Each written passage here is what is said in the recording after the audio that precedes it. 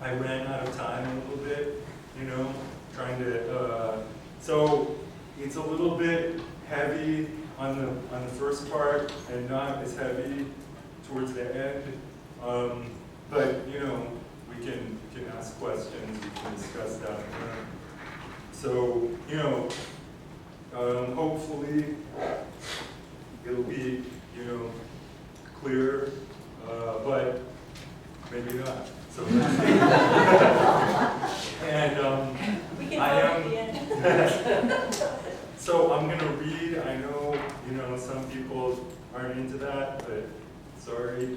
So, okay, so Sayyid Qutb, in his book on the principles and methods of literary criticism, published in 1948, insisted upon the higher truth contained in the extraordinary, larger-than-life heroes of stories and myths. Okay. He asserted that this kind of heroic figure manifests the dream of humanity living in the human conscience, that humanity hopes for in its imagination and senses in its world, and embodies the truth of the ideal that lives in our imagination. Okay, so that's what he says about these stories with their heroes and all that. The next book that he published, Social Justice in Islam, which came out the next year in 1949,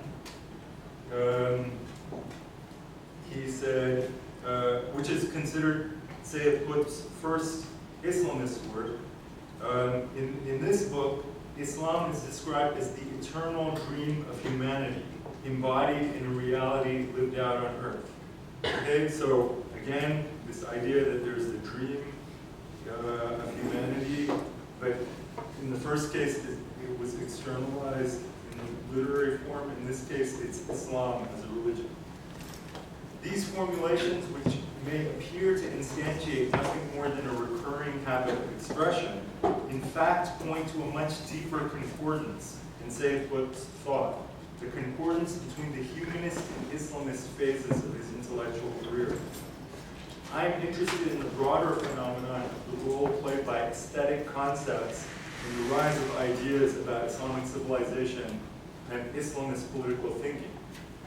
A pioneering figure in this regard is Muhammad Iqbal, the Indian poet, intellectual, and political figure known as the spiritual father of Pakistan. And contribution to these tendencies can be seen in the eminent generation of Egyptian literary intellectuals who were Sayyid Qutb's mentors. Sayyid Qutb himself provides a major illustration of the link between aestheticism and Islamism, because we can see clearly in his thought how the conceptual framework of romantic aesthetics that he espoused and expounded in the first part of his career formed the basis of the Islamist system that he espoused and expounded in the second part of his career.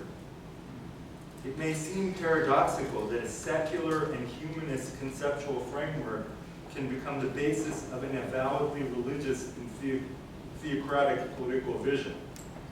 My argument is that Sayyid Qutb's Islamism is a modern political ideology that is grounded in the foundational concepts of human nature that infuse other modern political ideologies, including liberalism, socialism, fascism, and others. In all of these ideologies, the human being becomes a citizen in one way or another through aesthetic capacities that help enable morality and social integration. Like other political ideologists, Sayyid Qutb manipulates these capacities in his own way to buttress his own ideological vision. His extreme political positions are made possible by concepts that he shares with others, but are not determined by these concepts. I'll begin with a brief synopsis of Sayyid Qutb's intellectual career as it relates to the present topic. Sayyid Qutb was born in 1906 to a middle-class family in a village in Upper Egypt, where he was educated in the village's newly established government school. Sayyid Qutb moved to Cairo for his higher education, where he trained as a teacher and thereafter worked as a teacher and for the Ministry of Education. Pursuing his literary inclinations, he soon became an acolyte of one of the preeminent literary intellectuals of the time, Mahmoud Abbas al-Aqad. This guy here. Sayyid Qutb fully embraced al-Aqad's literary views, vigorously defending al-Aqad in many of his numerous literary battles, and published poetry, literary critical pieces, and novel in al-Aqad style. By the early 1930s, Sayyid Qutb was being published regularly as a critic in the main Egyptian literary journals. His stature was increased by the book he wrote in response to the grand literary figure and then Minister of Culture, Taha Hussein, over there, who had roiled the cultural scene with his argument that Egypt is culturally part of Europe and not connected to Eastern culture. Sayyid Qutb made an even greater impression with the book he published in 1945 entitled Artistic Depiction in the Quran, which applied literary critical analysis to the Quran in a thoroughgoing manner. Despite this work and his subsequent literary analysis of the Quran, Sayyid Qutb's outlook remained humanist until approximately 1949. It is unclear what role his trip to the US at the behest of the Ministry of Education from 1948 to 1950 played in his political shift, although he was outspoken in his denunciation of American culture. After returning to Egypt, Sayyid Qutb joined the Muslim Brotherhood and took over their propaganda wing. For a short time after the Free Officers' Revolt in 1952, Qutb served as a liaison with the ruling officers. The relations soon soured, and Qutb ended up imprisoned for most of the rest of his life. Despite torture and other hardships, Qutb was able to write prolifically during this period until his execution by the government in 1966. The shift in Sayyid Qutb's outlook from literary humanist to Islamist is usually seen as decisive. Few have paid much attention to the profound continuities that link these phases of his thought together in view of the radical ideological shift. Focusing on the level of political doctrines, analysts do not often examine the underlying concepts that justify these doctrines and make their articulation possible.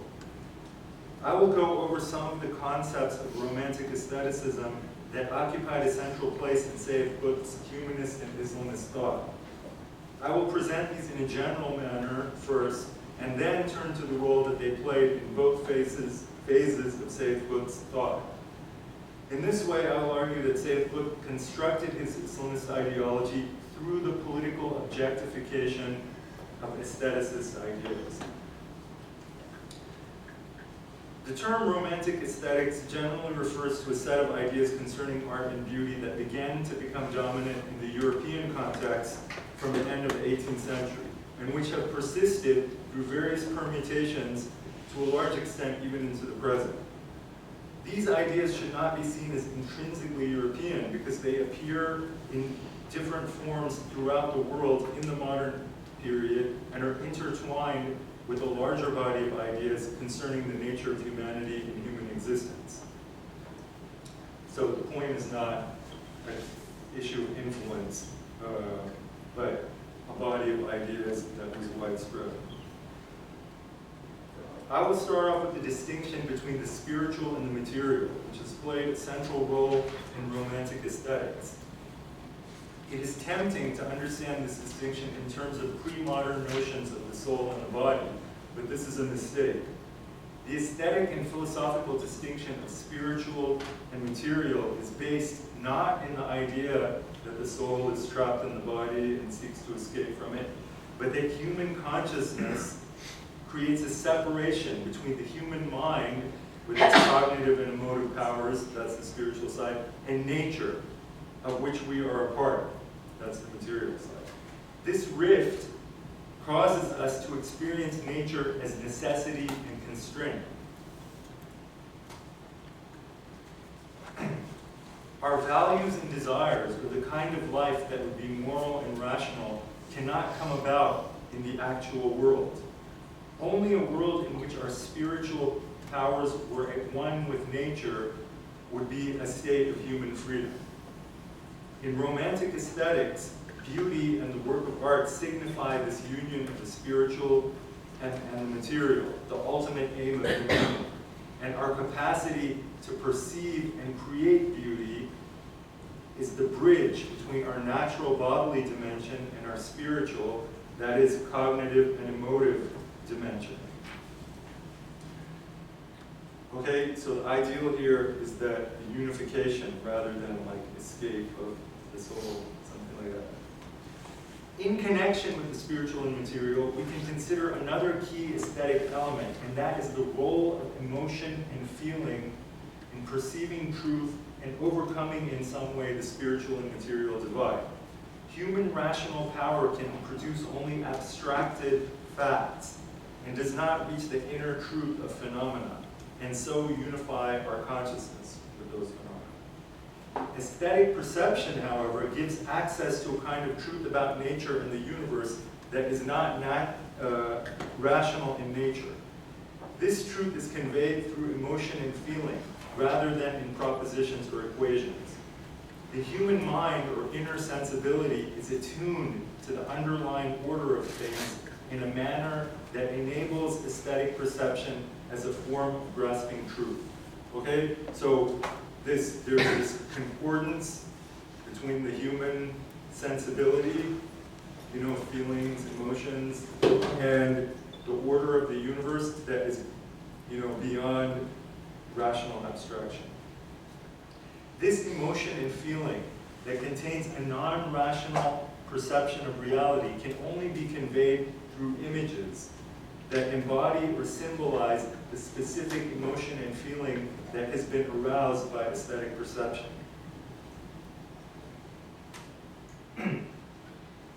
For this reason, poetry was primarily understood in Romantic aesthetics as the expression of the poet's feeling through the imagination, a conception of poetry that is still prevalent in the present.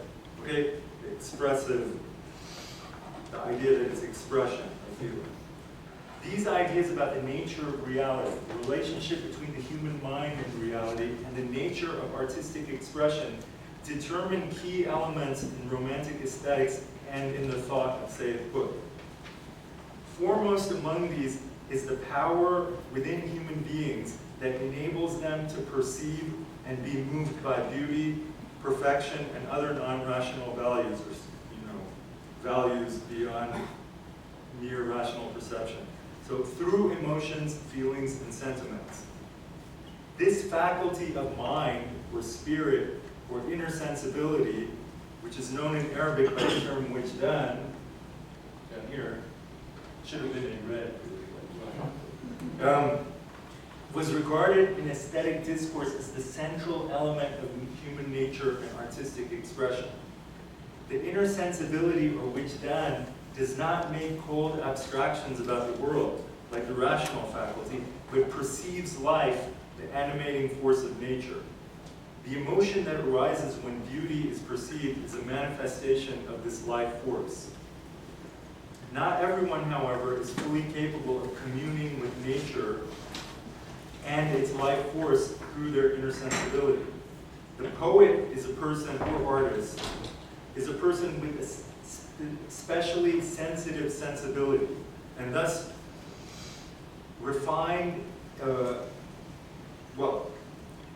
experiences refined and precise emotions and sentiments, and has an ability to capture these feelings in images that convey them to others.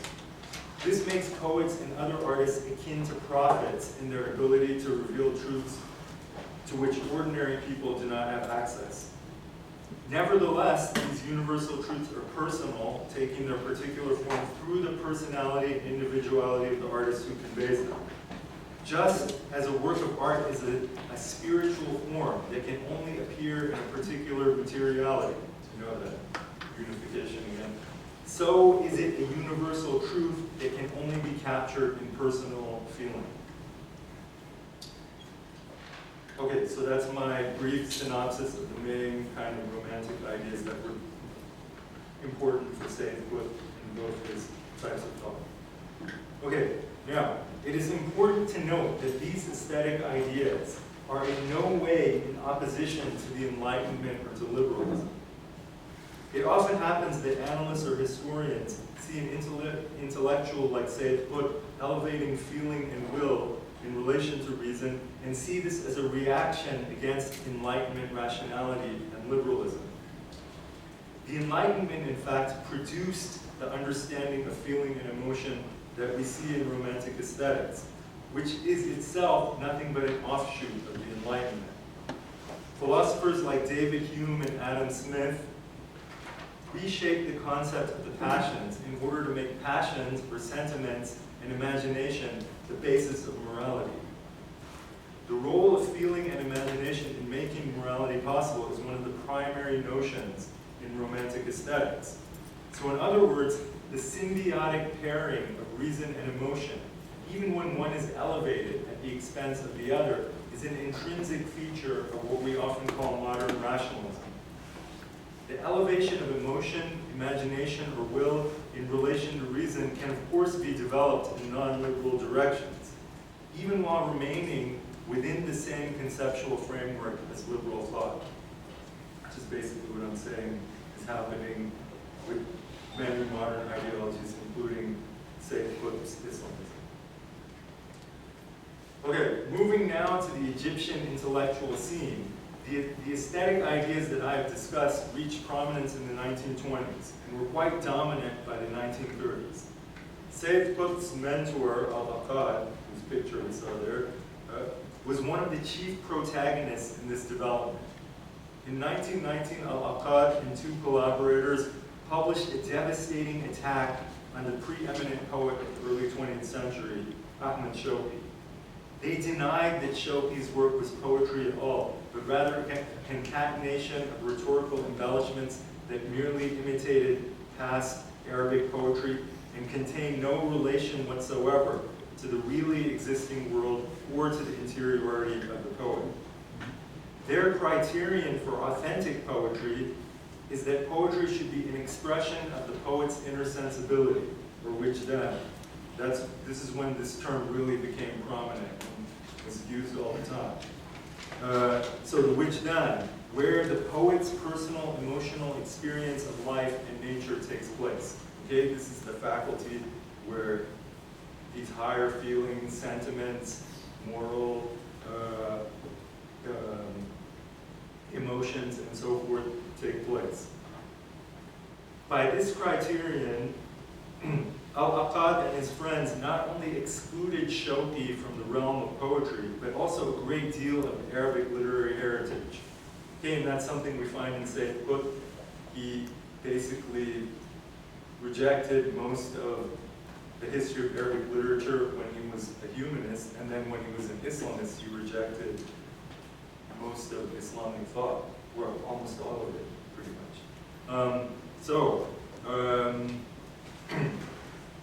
Al-Aqad and his friends were not the only ones who promoted romantic literary values, which soon became dominant in the Egyptian literary sphere in terms of criticism as well as poetry, and of course other types of art. In particular, the idea that poetry is the expression of the poet's inner sensibility, which then became standard alongside broader ideas about the role of this inner sensibility in morality, patriotism, love of perfection, etc. As a loyal follower of Al-Aqad, Sayyid Qutb espoused Al-Aqad's aesthetic ideas, intended to follow Al-Aqad's poetic style in his own poetry. Even after he broke free of Al-Aqad's influence by the mid-1940s, his literary ideas did not change.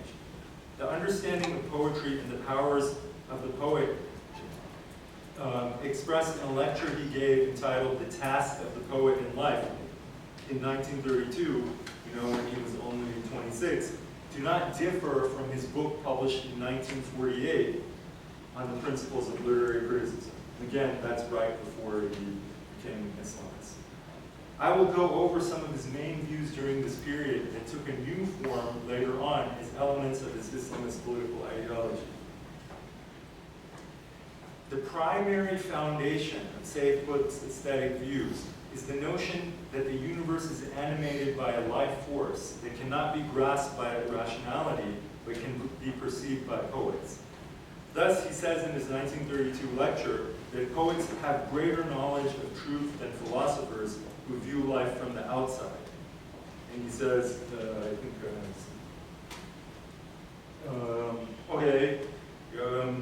he says, quote, so they're superior to philosophers who are from the outside.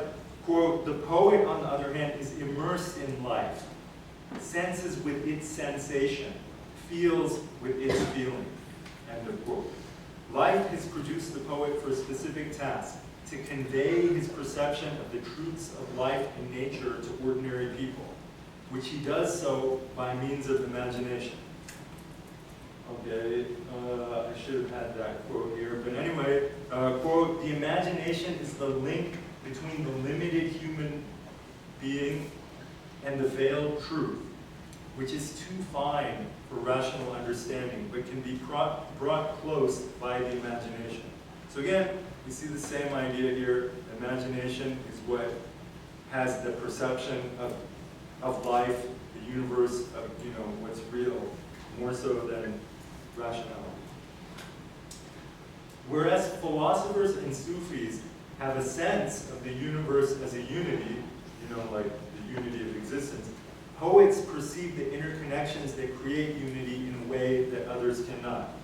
So, and here we have, beauty is the alignment of parts, or the power that issues from this alignment. Okay, now this term kanaso is very important in his thought throughout, the whole time. The term tanaso, signifying alignment or harmonious arrangement, appears in Sayyid Qutb's works thousands of times and is central to both his aesthetic and political thought.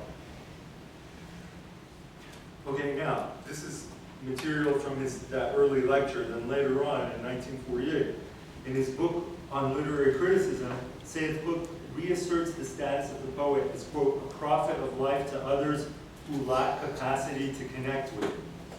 And in this work, he provides further explanation.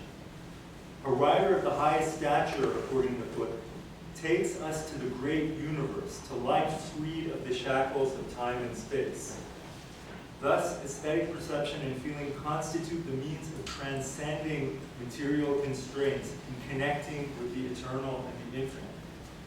This is why a writer of the greatest stature, like Rabindranath Tagore, who's the Indian Bengali literary figure, who was Sayyid Qutb's favorite author during this period, his quote, okay, I don't have that here. In constant contact with the great wellspring of life, or of the universe, and every particular of his life is connected with what is behind the curtain. Okay, so again, the poet is connected with this eternal kind of realm of life and so forth. What distinguishes great literature of this nature from lesser varieties is the comprehensiveness and unity of the world that the literary work presents to us. Sayyid Qutb puts it in this way, okay, and that's here. Every instant of the world of Tagore and his few peers is an inseparable part of the great whole, and it leads us with no difficulty from a finite starting point to the absolute world beyond space and time. And in every emotive instant, there is a feeling of the entire universe and of the linkage of the individual to this great universe. End of quote. Every moment, a particular scene or element can be seen in its linkage to the whole. The nature of these linkages is not rationalistic, but what he calls a comprehensive, unbounded feeling that pervades the whole literary work, the whole image, etc. This feeling is conveyed to the reader through an intense alignment and correspondence between the form of expression and the emotive state, such that the two are inseparable. By these means and capacities, the poet and the work of art mediate between the actuality of human existence and what Sayyid Qutb and many intellectuals of his time called the ideal, al-mathal al-a'la, in which life and human existence are unified and we experience complete freedom and expression of our internal powers. The freedom that human beings are striving for, that's what this ideal is, and that's what is represented in literature. This is precisely the dream of humanity that literature shows us for the humanist Sayyid Qutb, and that Islam achieves for us in his later incarnation as an Islamist. Okay, the key moment in the translation of these ideas, these aesthetic ideas, into an Islamist ideology came in an earlier book that Sayyid Qutb wrote, Artistic Depiction in the Quran. Okay, that was 1945, a few years earlier than the literary criticism book. In this work, Qutb applied his aesthetic principles to analysis of the Quran. This analysis foreshadows Qutb's later political transformation by showing how the Quran could embody the expressive principles of literature, indeed to a higher degree than literature itself. Here, the Quran stands by itself, and the position of the poet is not necessary. Later, the principles were transferred to what Sayyid Qutb called the Islamic vision, Tasawwur al-Islami. And the necessity of the poet's communion with life and nature was then permanently eliminated, in that political phase. So I'll get to that in a minute. Don't worry. Okay, so in the book on literary criticism, Qutb defines poetry as the expression of an emotive experience in an inspiring form. Okay? An emotive experience, basically what we talked about. This emotive experience takes place in the inner sensibility, or wijdan, which thus remains central to art and higher perception. Sayyid Qutb also places the inner sensibility at the center of his literary analysis of the Quran.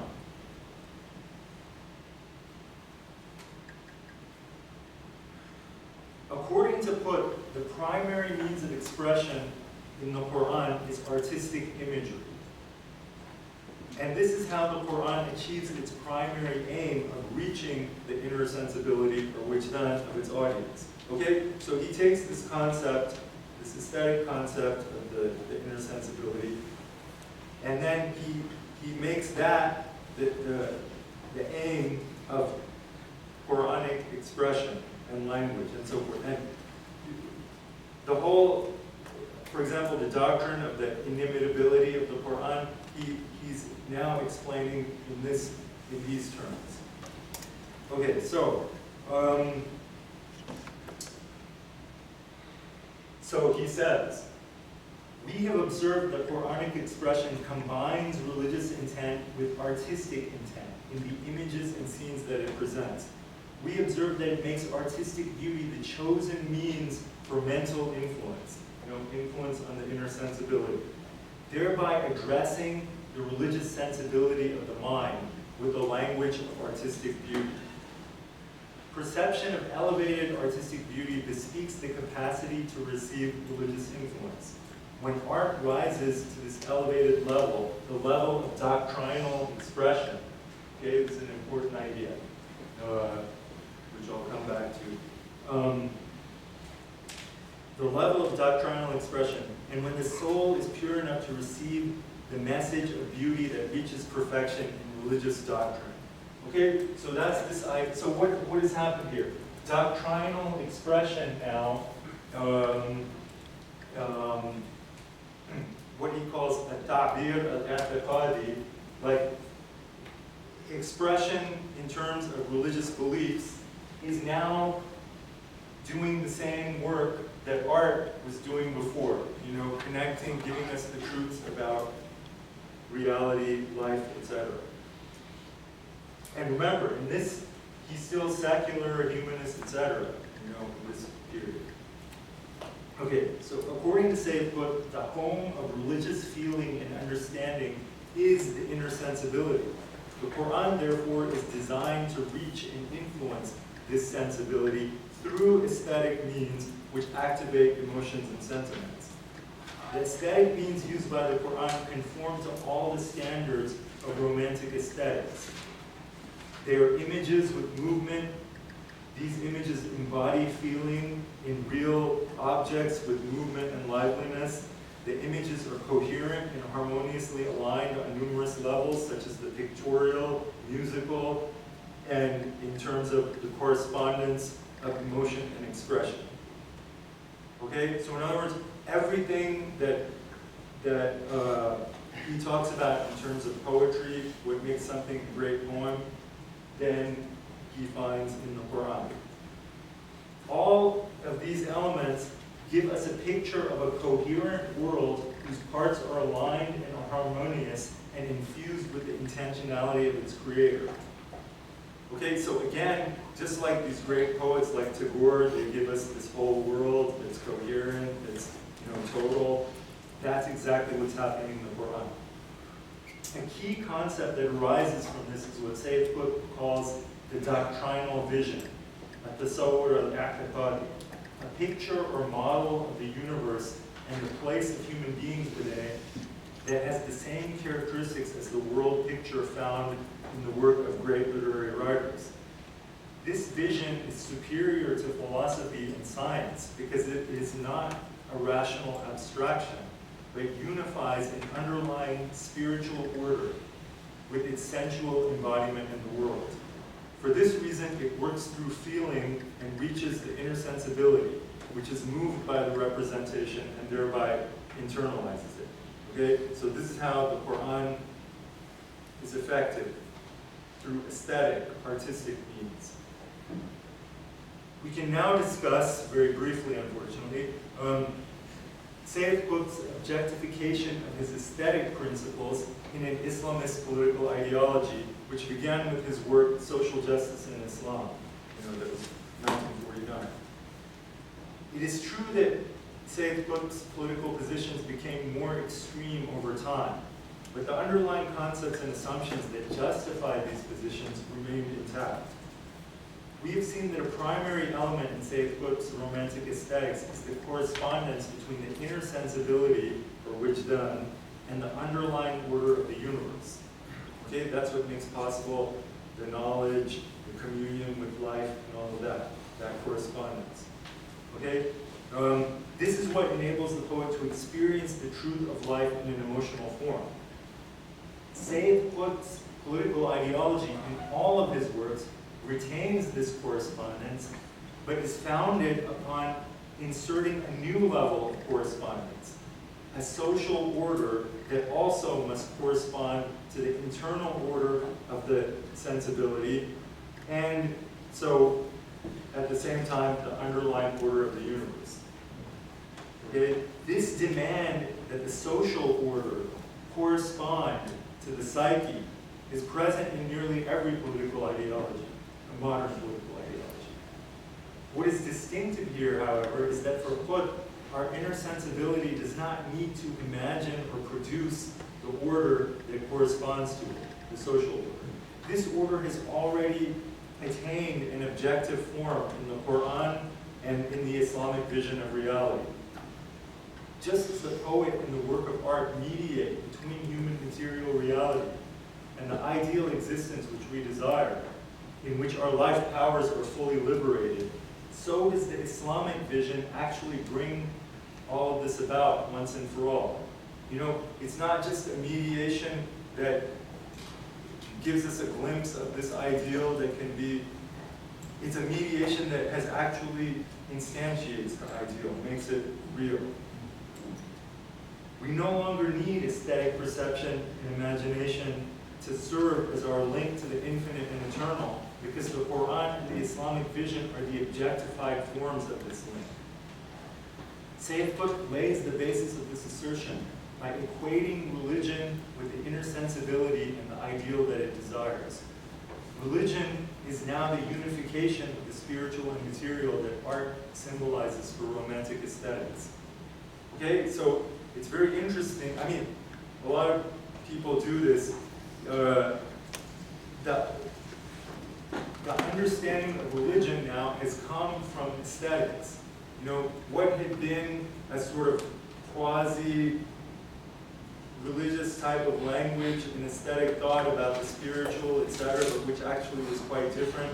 But now it's being turned into a new understanding of religion. And, you know, a lot of people did this, not in the same way, of course, that Sayyid Qutb did. Okay. Modern society causes us to suffer what Sayyid Qutb calls mental alienation. Okay, Uzla Wijdaniya, again using that concept. Mental alienation, precisely because it confines religion, that is the ideal of human aspiration, to the private sphere.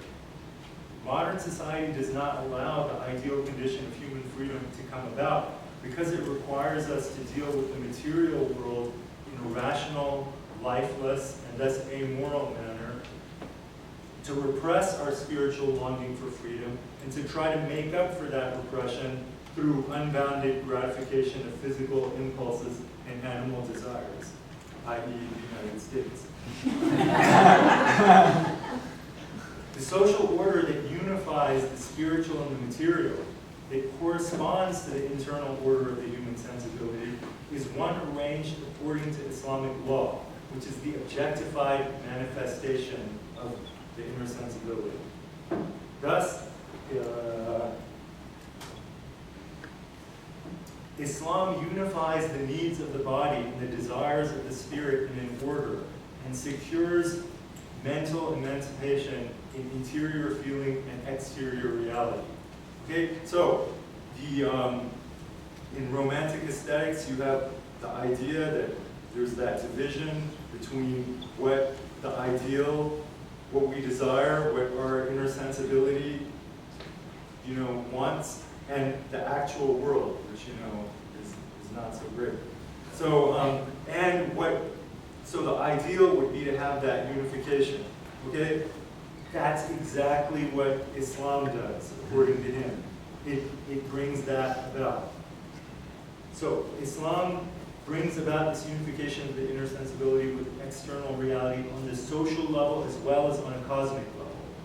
And then the second one there, the universe is a unity made up of known appearance and unknown obscurity, and life is a unity made up of material and spiritual powers that can never be separated without dysfunction and disturbance. And the human being is a unity made up of desires aspiring to the heavens and impulses clinging to the earth, which cannot be separated. Okay, on every level, Islamic vision of reality, like the great work of art that Sayyid Qutb had formerly spoken of, is unified, coherent, internally networked, and linked up, all in a manner that is not rationally expressible, but expressed through doctrinal vision, which takes the place of the work of art, and is perceived through feeling and faith. This development from romantic aestheticism to political ideology, in a manner that remains founded on aestheticist concepts, was widespread among Egyptian and Arab intellectuals from the 1940s onwards. There was, you know, there was a kind of reaction against the apolitical nature of just aestheticism by itself. But then that reaction completely relied on those same ideas to develop different political ideologies. And Sayyid Qutb is just one example of that. Sayyid Qutb was distinctive not in the degree, cancel that. Sayyid Qutb was distinctive only in the degree to which he objectified elements of aestheticism into fixed and free-given forms. But he never abandoned the underlying ideas and assumptions.